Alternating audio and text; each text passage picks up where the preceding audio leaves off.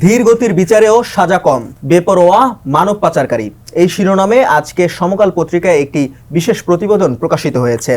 আজকের সংবাদ পর্যালোচনায় এই বিষয়ে বিস্তারিত জানাতে আমাদের সঙ্গে যুক্ত আছেন সমকালের স্টাফ রিপোর্টার আব্দুল হামিদ। তার কাছ থেকে বিস্তারিত জানবো। হামিদ, সংবাদ পর্যালোচনায় আপনাকে স্বাগত জানাচ্ছি।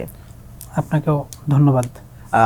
বাংলাদেশ থেকে অনেক মানুষ বিদেশে যান, কেউ কেউ বলছেন যে ওখান থেকে মানব পাচার করা হয়। আসলে এই বিষয়টি আপনার কাছ থেকে একটু বিস্তারিত জানতে চাই। বাংলাদেশ থেকে মানব পাচারের এটা হচ্ছে আপনার সাম্প্রতিক সময় যে মানব পাচার হচ্ছে বিষয়টা এমন না, এটা যুগ যুগ ধরেই হয়ে আসছে মানব পাচার। এবং এখানে হচ্ছে আপনার ডাইরেক্ট যে কেউ পাচার করে, যে তাকে বেঁধে বা যে আমরা অপহরণ বা যেমন বলি যে তো চোখ মুখ বেঁধে বা পাচার করা, বিষয়টা মোটেও এমন না। বাংলাদেশ থেকে যারা পাচার হয় এরা অনেক সময় মানে তাদেরকেই এভাবে বোঝানো হয় যে তোমাকে আমরা বিদেশে নিয়ে যাচ্ছি, বাট তোমাকে হচ্ছে ডাইরেক্ট ফ্লাইটে না, তোমাকে ভেঙে ভেঙে নিয়ে যাব। বাট যারা যায়, যারা ভুক্তভোগী হয় ফিরে এসে, ওরা যখন ভুক্তভোগী হয় মানে যে জিম্মি হয়, ও তখন বুঝতে পারে যে তারা শিকার হয়েছে পাচারের। কিন্তু আলটিমেট সব কিছুই হয় হচ্ছে নেগোসিয়েশনের ভিত্তিতে। যে একজন ব্যক্তি, যেমন আমরা যার কথা লিখছি যে শামীম হোসেন, গাজীপুরের একটা যুবক 24 বছরের, সে ইন্টারমিডিয়েট পরে আর লেখাপড়া কন্টিনিউ করেনি, সে ইউরোপে যাবে এই স্বপ্ন থেকে। সেই ইউরোপে যাওয়ার পথে সে দালাল চক্রের খপ্পরে পড়ছে। যেমন করে আপনি যদি নিউজটা দেখেন যে সে ফার্স্টে দালাল চক্রের সন্ধান পেয়েছে এবং সে তাদের যোগাযোগ করছে যে তারা হচ্ছে তাকে বাই রুটে মানে দুবাই হয়ে, মিশর হয়ে, লিবিয়া হয়ে তাদেরকে ইতালিতে পৌঁছায় দিবে। এতে তাদের টাকা কম খরচ হবে আপনার সরাসরি ভিসায় করে যাওয়ার থেকে। আর ইউরোপের দেশগুলো যেটা হয় আলটিমেট, যে আপনি যে কেউ চাইলেই শ্রমিক তারা এভাবে নেয় না, তারা আইএলটিএস এবং একটা রিকোয়ারমেন্ট থাকে নতুন, মানে যাওয়ার জন্য একটা থাকে, যেটা ডিমান্ড থাকে যে আমরা এই শ্রমিকগুলোকে নিব। কিন্তু এরা যেভাবে যেতে চাই, যে ফার্স্ট আপনি দেখবেন যে তাদেরকে যখন বলতেছে যে ঠিক আছে চলো তোমাকে ইতালি নিয়ে যাব কম খরচে, মানে এমনি খরচ থেকে, তখন এইরাও ট্যাপে পড়ে। এক হচ্ছে এরা না জেনে একটা গ্রুপ ট্যাপে পড়ে, আরেকটা গ্রুপ হচ্ছে টাকা কম খরচ হবে এইটা ট্যাপে পড়ে। যেমন আমরা সামনে শামীম হোসেনের কথা বলছিলাম, শামীম হোসেন আসলেই ও গেছে, ও টাকা কম খরচ হবে, কিন্তু ওকে নিয়ে গেছে দুবাইয়ের ভিসা দিয়ে। মানে আমাদের মানুষ আপনি দেখেন যে আমাকে নিচ্ছে ইতালি, সে যে পথেই নেই, কিন্তু আমার কিন্তু ইতালির ভিসা নাই আমার পাসপোর্টে। আমার শুধু ভিসা আছে দুবাইয়ের, আর দুবাইয়ের ভিসা, ট্রাভেল ভিসা, যেটা হচ্ছে আপনাকে সিঙ্গেল এন্ট্রি বলে, যে আপনি একবার মাত্র ঢুকতে পারবেন, তারপরে ভিসার ভ্যালিডিটি শেষ হয়ে যাবে। এখন এই ভিসায় যাচ্ছে, কিন্তু সে কিন্তু দেখতেছেও না যে আসলে তার ভিসাটা কি, সে কোন দেশে যাচ্ছে, কিভাবে যাবে, এসব কোনো কিছুই শুনে না। সবাই হচ্ছে দুবাই, মানে আমরা ইতালির ক্ষেত্রে খুব বেশি দেখি যে ইতালি যাওয়ার নাম করে এই যে বেকার শিক্ষিত যুবকদেরকে টার্গেট করে এক শ্রেণীর চক্র, তারা হচ্ছে আপনার ফার্স্টে দুবাইয়ের ভিসা করে দুবাই নিয়ে যাই, দুবাই থেকে ওদেরকে বাই রুটে আপনার লিবিয়াতে নিয়ে যাই। আর লিবিয়াতে যেটা হয়, লিবিয়াতে দুইটা নীতি চালু। একটা হচ্ছে জাতিসংঘ বৈধ সরকার, এটা হচ্ছে আপনার লিবিয়ার ত্রিপলি যে রাজধানী এটা, আর বেনগাজি শহর হচ্ছে ওদের বিচ্ছিন্নতাবাদীদের নিয়ন্ত্রণে। এই আমাদের দেশ থেকে বা পাকিস্তান বলেন, ভারত বলেন, সব দেশ থেকে যারা জিম্মি হয় বা এই অপহরণের শিকার হয়, এরা সবাই হচ্ছে এই বেনগাজিতেই জিম্মি হয়। বেনগাজিতে কোনো গভর্নমেন্টের নিয়ন্ত্রণে না, এটা বিচ্ছিন্নতাবাদীদের। আর এখানে নিয়ে গিয়েই ওদেরকে জিম্মি করা হয়।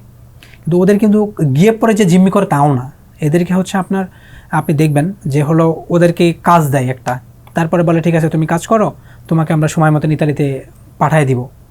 এই আস্তে আস্তে আস্তে আস্তে ওদেরকে প্রলোভন দিয়ে 2-1 মাস সময় নেয়, ওর মোটিভ বোঝে, ওর ফ্যামিলি অবস্থা বোঝে, টাকা পয়সা বা ফ্যামিলি অবস্থা বোঝার পরে ওরা একটা গ্রুপ হচ্ছে তাকে ইতালি পাঠানোর নাম করে এতে বোটে তুলে দেয় আপনার লিবিয়া থেকে। ওই বোটে তুলে দেওয়ার পরে কিছুক্ষণ যাওয়ার পরে আর একটা গ্রুপ ওদেরকে রেস্কিউ করে নিয়ে যায়, নিয়ে গিয়ে ফার্স্ট জিম্মিটা করে। ওখানে জিম্মি যাদেরকে করে, এই যারা ওদেরকে বাংলাদেশ থেকে নিয়ে যায় যে গ্রুপটা এবং যারা জিম্মি করে, এরা সবই হচ্ছে একটা চক্র। এবং এদের সাথে আপনার ইন্ডিয়ান আছে, পাকিস্তানি আছে। এই চক্রই হচ্ছে ওদেরকে জিম্মি করে রেখে এবার শারীরিকভাবে মানসিকভাবে নির্যাতন করে। কেন এই নির্যাতনগুলো কেন করা হয়? আসলে যারা আপনার কিডন্যাপিং, এটা অলমোস্ট আপনার কিডন্যাপিং, যা জিম্মি করে যে কিডন্যাপিং, আপনি তো তাদেরকে না মারলে বা জিম্মি না করে রাখলে তার পরিবারকে যদি আপনি এই আত্মনাদগুলো না শোনাতে পারেন, তাহলে তো আসলে এই টাকা আসবে না। আপনি ভালো মুখে বললে তো আসলে কেউ টাকা দিবে না। মূলত অপহরণ করা হয় বা জিম্মি করা হয় হচ্ছে অর্থে আত্মসাতের জন্য। হ্যাঁ, আপনি যে আমরা শামীমের যেটা নিউজ করছি, শামীমের কেস এবং হচ্ছে আর একজনের ঢাকার আগারগাঁও একজন ভুক্তভোগী, এখানে দুইটা কেসই হচ্ছে আপনার যেমনটা হয়েছে যে এই শামীমের বাড়ির ভিটা পর্যন্ত লিখে দিতে হয়েছে চক্রের নামে।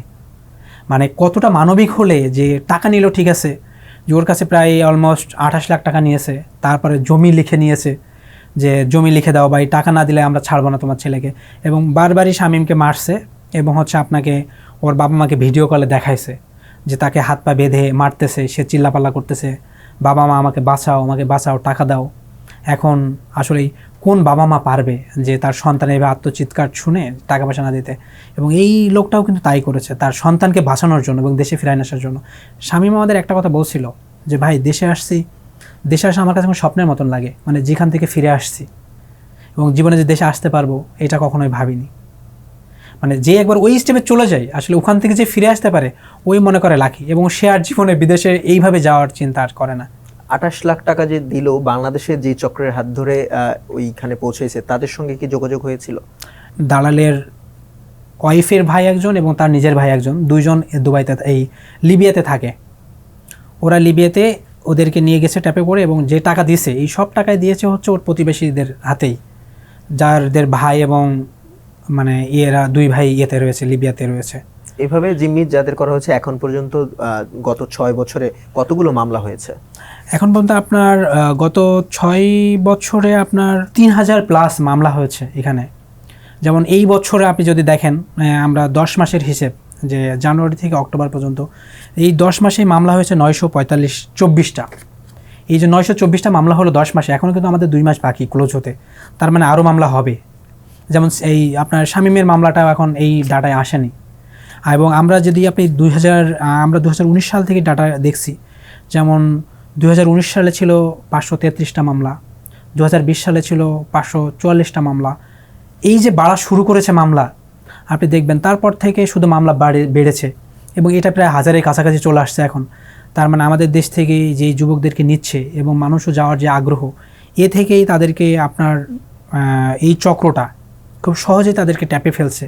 এবং এদেরকে মানে, আর ইউরোপের ক্ষেত্রে একেবারেই ওরা হচ্ছে আপনার মিনিমাম এসএসসি পাস যুবকদেরকে টার্গেট করে, যারা একটু পাঞ্চুয়াল, কথাবার্তা বলতে পারে, এদেরকেই টার্গেট করে এবং তার ফ্যামিলি ব্যাকগ্রাউন্ড দেখে যে হলো টাকা দিতে পারবে কিনা, এবং এভাবে তারা বাংলাদেশকে টার্গেট করে তাকে জিম্মি করে। এখন পর্যন্ত যে কটা মামলা হয়েছে, অসংখ্য মামলা আপনি বলছেন, এখানে সাজা হয়েছে আমি জানি যতটুকু 100-রও অধিক। এটা কি একটু বিস্তারিত বলবেন? আপনি হচ্ছে এই 6 বছরে মাত্র এই 6 বছরে আপনি যদি দেখেন তাহলে আমাদের আসামি হচ্ছে প্রায় অ্যারাউন্ড 38,000 প্লাস, এবং গ্রেপ্তার হয়েছে আইন শৃঙ্খলা বাহিনীর হাতে প্রায় 16,000 প্লাস। কিন্তু অর্ধেকের বেশি দেখেন আসামি কিন্তু গ্রেপ্তার হয়নি, এবং যে আসামি গ্রেপ্তার হয়েছে এদের মধ্যে আপনার এই 6 বছরে একেবারে মামলা খালাস পেয়েছে 3032 জন, এবং সাজা হয়েছে মাত্র 123 জনের। আর যদি আপনি আরও দেখেন যে মামলার যাবজ্জীবন এবং মেয়াদ দেখেন, তাহলে আপনি যাবজ্জীবন দেখবেন মাত্র 24 জন ব্যক্তির যাবজ্জীবন সাজা হয়েছে, কোনো মৃত্যুদণ্ড হয় নাই কারোর। কিন্তু আপনি লিবিয়াতে যেই এক সময় যেই বিদ্রোহীদের গুলিতে মারা গেল অনেক বাংলাদেশি, ওই মামলার আসামি কিন্তু কয়েকজন গ্রেপ্তার আছে, তারা মেবি এখন জামিনে আছে সিআইডির থেকে যতটুকু জানতে পারছি। এখন আপনার এই যে সাজার হারটা আপনি দেখছেন কিনা, যে এত আসামি, এত মামলা, 3000 প্লাস মামলা, কিন্তু সাজা। এবং আমাদের যদি আদালতের এটা আপনি দেখেন যে আদালতে এখন পর্যন্ত আপনার বিচারাধীন মামলা রয়েছে হচ্ছে আপনার 3559টি। এটা কতদিন সময় লাগছে এই বিচারাধীন এখন পর্যন্ত? এটা হচ্ছে আপনার পুলিশ হচ্ছে যেটা হয় যে আপনার সব সময় এটা চেঞ্জ হয়, প্রতিদিনই আপনার চেঞ্জ হবে। যেমন আপনার আজকে নতুন মামলা হচ্ছে, একটা মামলা যোগ হচ্ছে পুলিশের খাতায়, আবার পুলিশ একটা মামলা আজকে তদন্ত রিপোর্ট আদালতে জমা দিচ্ছে বা চার্জশিট দিচ্ছে বা ফাইনাল রিপোর্ট দিচ্ছে, এগুলো দিয়ে দিচ্ছে বিচারাধীন প্রক্রিয়াতে। আবার আদালতে কিন্তু এই অনেক মামলায় আজকে হয়তো একটা দুইটা মামলা করে দিয়েছে, সাজা দিয়ে বা দিয়ে তদন্ত রিপোর্ট করে আপনার বিচার কাজ শেষ করছে। নতুন অ্যাড হচ্ছে, পুলিশ তদন্ত রিপোর্ট দিচ্ছে, আবার আদালত বিচার শেষ করছে। মানে এইভাবে কিন্তু সার্কেলটা চলছে। কিন্তু আলটিমেট মানে আমাদের যেভাবে মামলা হচ্ছে, মানে প্রতিদিনের মামলা হওয়ার যদি রেশিও দেখেন আপনি, যেভাবে মামলা হচ্ছে সেভাবে কিন্তু আসলে পুলিশ হচ্ছে তদন্ত রিপোর্টও ওইভাবে জমা দিতে পারছে না আদালতে, বা আদালতে কিন্তু এইভাবে মানে মামলা হওয়ার সাথে এই মানে মামলাগুলা বিচার কার্য শেষ করতে পারছে না, কিন্তু এটা কিন্তু আসলে জমতেছে। এখন যদি আপনি দেখেন তাহলে আদালতের টোটাল বিচারাধীন মামলা আছে 4141টি, তদন্ত আছে 1205টি মামলা তদন্তাধীন আছে পুলিশের কাছে এখন পর্যন্ত। এই যে মামলাগুলো তদন্তাধীন আছে, পুলিশ কিন্তু আর আরেকটা বড় বিষয় আমরা সে হচ্ছে এই যে সাজা না হওয়ার পিছনে কারণ কিছু তো পুলিশ বা আদালত না। এই সাজা হওয়ার পিছনে অন্যতম কারণ হচ্ছে আপনার মানে একটা কারণ, মানে অন্যতম কারণ বলবো না আমি, একটা কারণ হচ্ছে আপনার যেটা হয় যে আপনি যখন এই দেখছে যে এই চক্রটা মামলা জালে জড়াই গেছে বা হচ্ছে তারা মামলা করছে, তারা কিন্তু প্রতিনিয়ত লোক পাঠাচ্ছে এবং প্রতিনিয়ত তারা ভিকটিম হচ্ছে, বাট সবাই কিন্তু মামলা করে না বা মামলা করলেও এই পর্যন্ত টেনে নিয়ে আসতে পারে না। কিন্তু যারা একটা টেনে নিয়ে আসতে পারে, 1-2 জন টেনে নিয়ে যেতে পারে মামলাটা আদালত পর্যন্ত বা বিচার পর্যন্ত ধরে রাখতে পারে, সেই সময় দেখে যখন এই চক্রটা দেখে যে তাদেরকে হয়তো সাজা হয়ে যাবে, হয়ে যাবে, তখন তারা আবার সঙ্গে সঙ্গে এই যারা ভিকটিম ছিল, যারা মামলাবাদী ছিল, এদেরকে ম্যানেজ করার চেষ্টা করে। এবং আপনার হচ্ছে তারা যদি আপনার 20 লাখ টাকা দিয়ে, মানে 20 লাখ টাকা ভিকটিম হয়, 20 লাখ টাকা দিয়ে ধরা হয়, ক্ষতিগ্রস্ত হয়, তাহলে হয়তো সে আপনার নেগোসিয়েশন করে ফেলে 8-10 লাখ টাকা দিয়ে বা একটু মাপ টাপ চেয়ে ক্ষমা চেয়ে যা হয়েছে বলবো না দিয়ে করে, এই যে একটা নেগোসিয়েশন হয়। এখানে কিন্তু আপনার অনেক মামলায় যে পুলিশ পরিশ্রম করলো, তদন্ত রিপোর্ট দিল, আদালত এটাকে ট্রায়াল করতেছে, কিন্তু ওই সময়টায় গিয়ে কিন্তু নেগোসিয়েশন করে ফেলতেছে। তখন আর কিন্তু এই ভুক্তভোগীরা আপনার না আদালত কনসার্ন করে, না পুলিশ কনসার্ন করে, এই জিনিসটা অনেক হয়। বাট সর্বশেষে তারা আদালতকে একটা চিঠি দেয় যে আমরা এই মামলাটা আর করতে চায় না, তখন আদালত এটা গ্রহণ করে। মানব পাচার রোধে সরকার এখন কি পদক্ষেপ নিচ্ছে, যেহেতু একটি অন্তর্বর্তী সরকার এখন আমাদের বাংলাদেশে চলছে? আসলে সরকার কি পদক্ষেপ নিচ্ছে, এটা তো সরকার অভ্যন্তরীণভাবেই খুব বেশি, মানে সব কাজ তো আর মিডিয়াতে আসে না বা মিডিয়ার এত আমাদের ফোকাসও হয় না। বা মানব পাচারের ক্ষেত্রে সরকার বরাবরই তাদের যেই বক্তব্য যে সবসময় তারা মানব পাচার শক্ততে দমন করবে বা মানব পাচার যাতে না হয় বা কেউ যে ভিকটিম না হয়, এই জন্য আইনশৃঙ্খলা বাহিনীকে নির্দেশনা দেয়। কিন্তু আসলেই আপনি এখানের বিষয়টা হচ্ছে যে সরকার কিভাবে আপনাকে রোধ করবে বা কিভাবে আপনাকে ঠেকাবে। কারণ আমি তো যাচ্ছি বিদেশে, আমাকে ভিসা দিচ্ছে, আমাকে নিয়ে যাচ্ছে, বাট আমিও তো জানি না যে আমাকে জিম্মি করা হবে।